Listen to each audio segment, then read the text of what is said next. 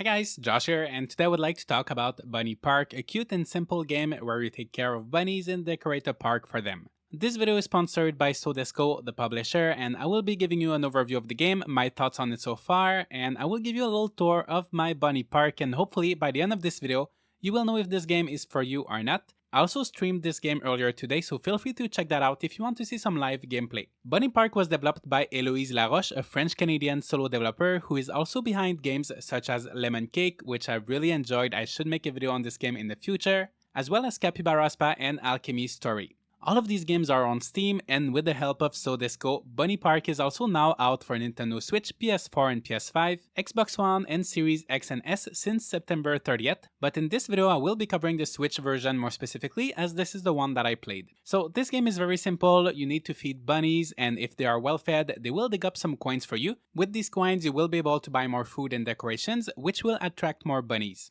There's a total of 25 bunnies in the game, and your ultimate goal is to have them all in your park. Your park will be rated based on three things: popularity, which increases as more bunnies move in, cozy, which increases as you pet and feed the bunnies, and cute, which increases as you remove debris and place decorations. The game starts pretty slowly. You will buy a carrot, a garden, wait for the carrots to grow and for your bunnies to eat them, and after that they will dig up some coins, and gradually you will have enough coins to buy another carrot, a garden, or maybe even a lettuce garden, which will slowly attract more bunnies, which means more coins. But the best way to make money at first, while you're waiting for your bunnies to be more lucrative, is by cleaning up debris.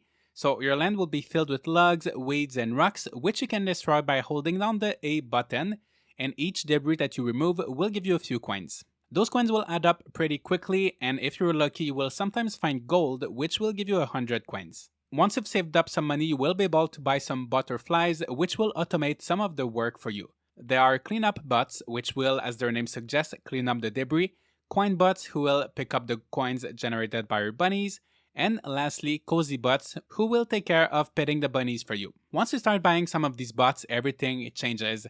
Pretty much everything you've been doing so far will now be automated, and for me, what I did is just let the game run for a few hours while I was doing chores around the house, and my bots would just clean up and pick up the coins for me.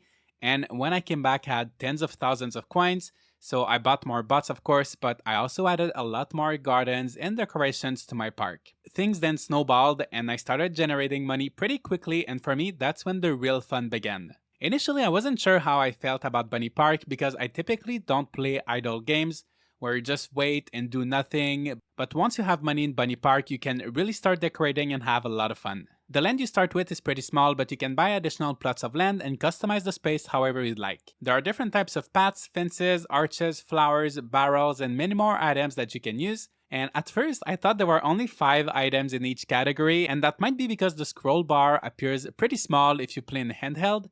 But after playing for a few hours, I finally realized that I could just scroll to the right and there were way more options than I thought initially, and I was pleasantly surprised. It's nothing crazy, but there's a good enough selection that you will be able to build something nice. There are also seasonal items, which are my favorite, and those will change depending on the date set on your system.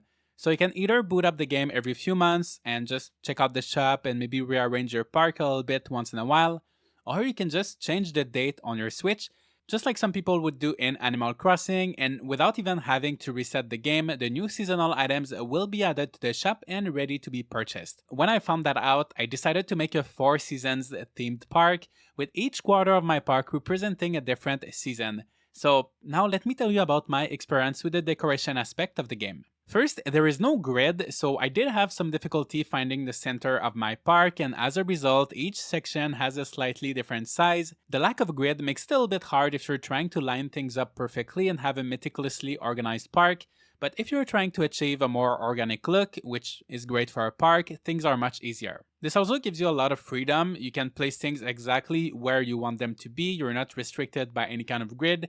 And you can also overlap some of the items. For example, you can place furniture on top of the paths. You can also do things like overlapping flowers and hedges to create some kind of flowery bush. You can also place multiple beach towels together to make a big blanket and things like that. Ideally, I would have loved to see an option to turn a grid on or off, which would have been the best of both worlds, but in the end it was not too big of a deal, and I got used to not having a grid pretty quickly. You can also rotate items and place them diagonally, which lets you create more interesting layouts than if everything was straight.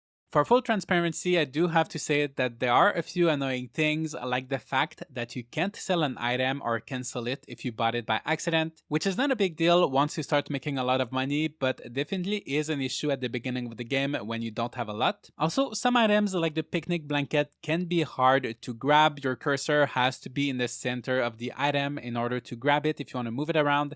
And other items like the snow and the sand patch cannot be moved at all as far as I know, or if we can move them, I was just unable to grab them. I did encounter a few technical issues as well, such as coins that are hard to collect or the camera drifting in a random direction.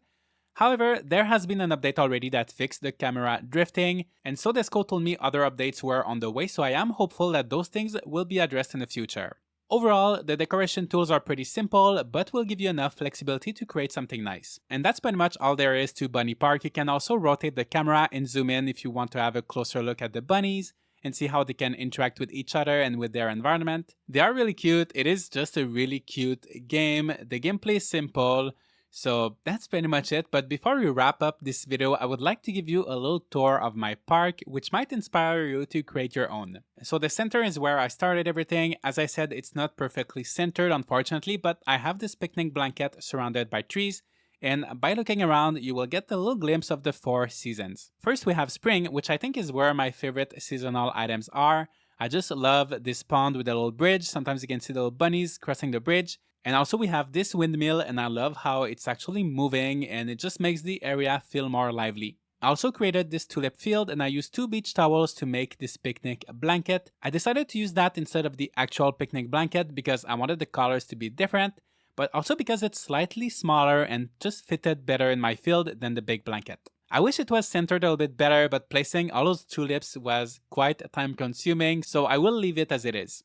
Then we've got summer, and this is where my pineapples, pomegranates, and watermelons are growing.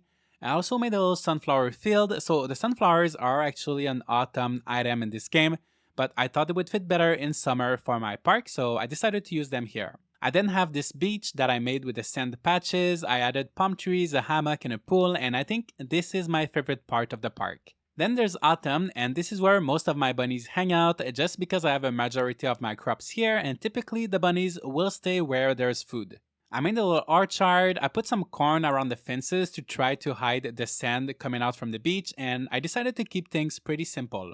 Lastly, we have winter. I just love the snow patches you can place on the ground as they will actually make snowflakes fall from the sky. I placed snowy pines all around, and the reason why I placed the skating rink where it is because I accidentally placed sand underneath and there's no way to remove it, as I said, as far as I know. So I tried to cover that up with the skating rink. But anyway, I really like the winter seasonal items. It's very festive. You've got the little snowman and the gifts and everything.